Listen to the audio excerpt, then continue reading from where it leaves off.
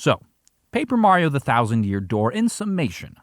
An excellent game, cult classic, and an harbinger of death. Paper Mario: The Thousand Year Door is the second installment in the Paper Mario series. Released in 2004, The Thousand Year Door is now widely considered to be one of the best games in not only the Paper Mario series, but the GameCube's entire library as well. So, what makes it so good? Story, gameplay, music, art. Where do I even start? Truth be told, I could just give you a picture of Dupree and that would be enough. I mean, come on, an afro, a pink afro.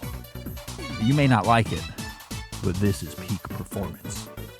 Anyways, the whole thing is a masterpiece built off of Paper Mario 64's rock-steady foundation of turn-based battles, the badges that influence them, and the star point-dependent leveling system that helps you customize your ideal plumber.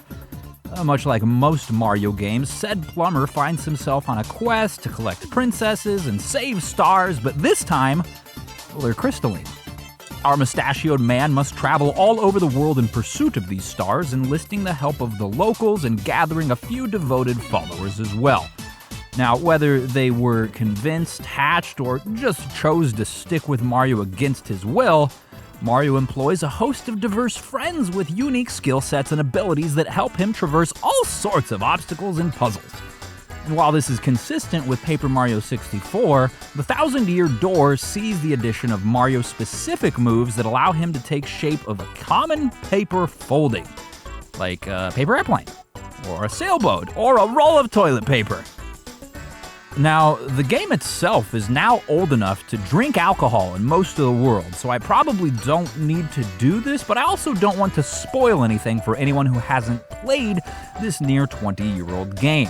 It's sort of hard to find on the resale market, so I'll just say what the game's story and writing are, and it's excellent. The narrative is well-paced and coherent with a twist even more histrionic than Mario's belly.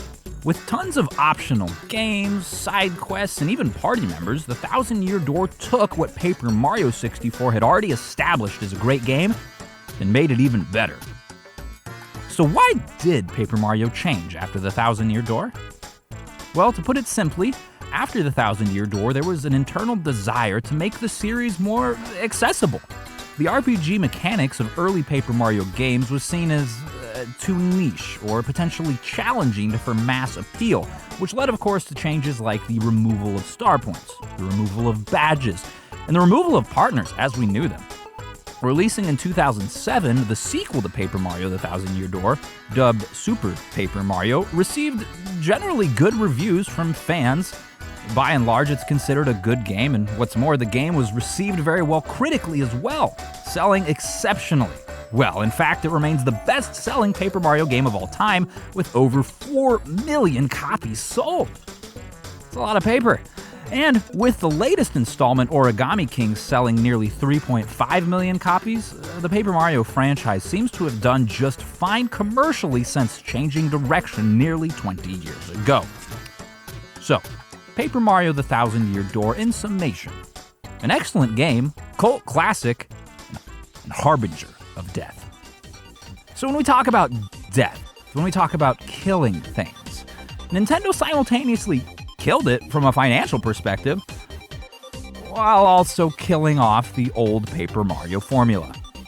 Now, I'm not here to tell you that Super Paper Mario isn't a good game. I'm not here to tell you that Nintendo did anything wrong. I'm not here to tell you that microwaving an egg in a cup of water for 3 minutes will ruin your cabinets.